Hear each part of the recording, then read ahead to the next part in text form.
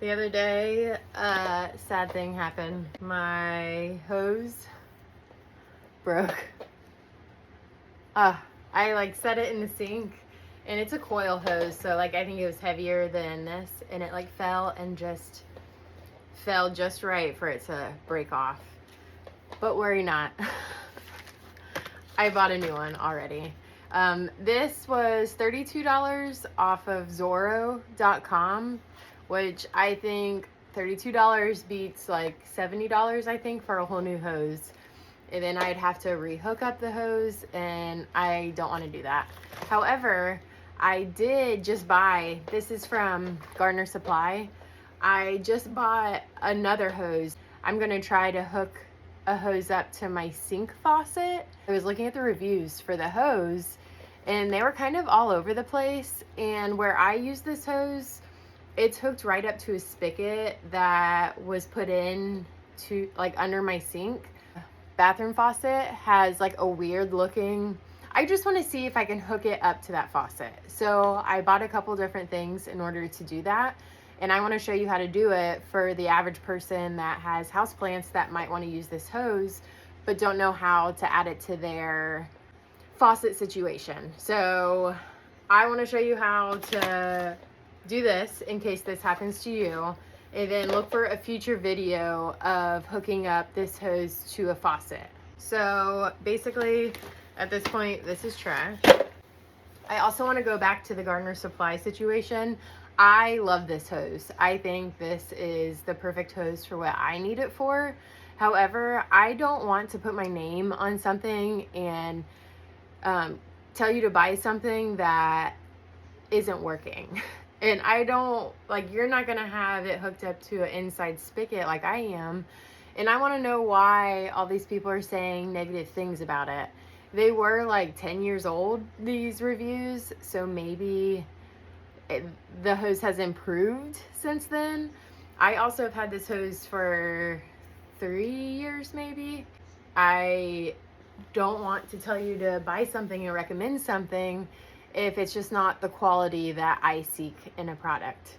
It might work for me right now, but maybe your setup, it might not work. So I do want to put to the test, so that's why I ordered a new hose. But that's not what this video is about today. This video is about fixing this situation. So the original, what do you call this? Wand. So the original wand that this came with, I don't know, I drop things a lot, so maybe it was a me thing. It just broke, and instead of buying a whole new hose, I replaced it with this. After searching and using many different things, you can buy replacement wands. However, the replacement part, we need 1/4 of an inch. A lot of replacement aren't 1/4 of an inch, so I purchased quite a few, had to return them because they weren't fitting on there. So I'm going to just cut this part off as straight as I can get it. This metal piece I'm just going to reuse. This is what clamps the wand to the hose. So it has like this little screwdriver looking thing. It's made for a flathead. So you just want to loosen it up.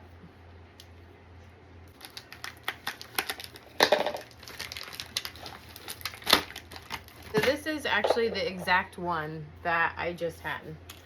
And you can see I never put, this is the old one. I never put this on the tip of it because like I don't want it, I don't want it to be like, what are those things called? Pressure washer. Like I don't want to pressure wash.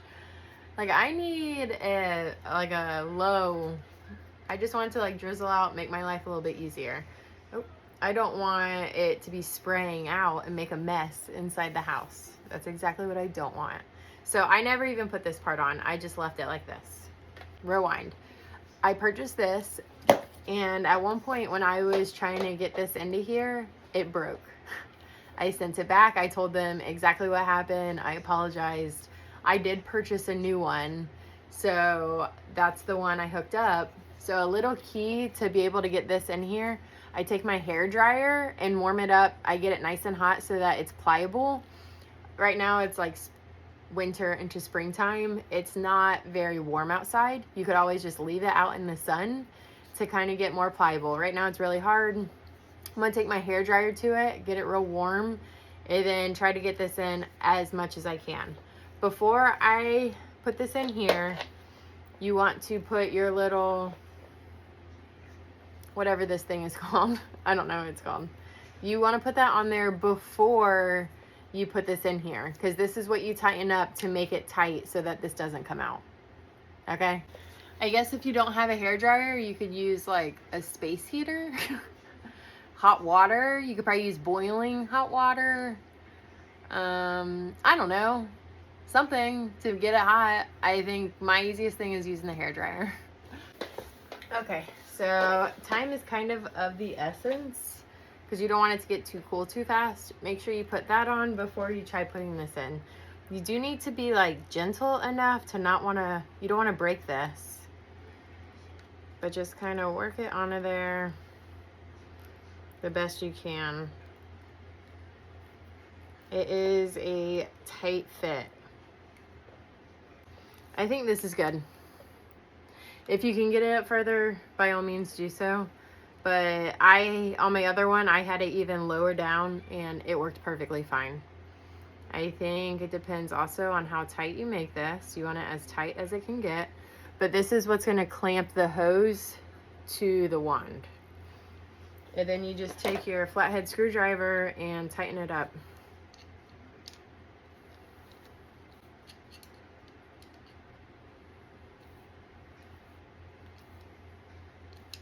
This is very similar to how you would fix an outdoor hose. You can buy a kit. Hoses are not cheap. So like, yeah, it's annoying to have to fix it after you spent so much money on it, but it beats buying a new hose. And those hose fixing kits are very affordable, like probably under $5. I'm getting this as tight as I can. And I think that'll do it. Yeah, that ain't going nowhere. Put the actual wand part on. And it's just like this situation, and then this thing goes over this. So you put this in here. And tighten up. Very simple. Anyway, that is how you change the wand to a hose. Stay tuned for a future video of hooking one of these up to my sink faucet.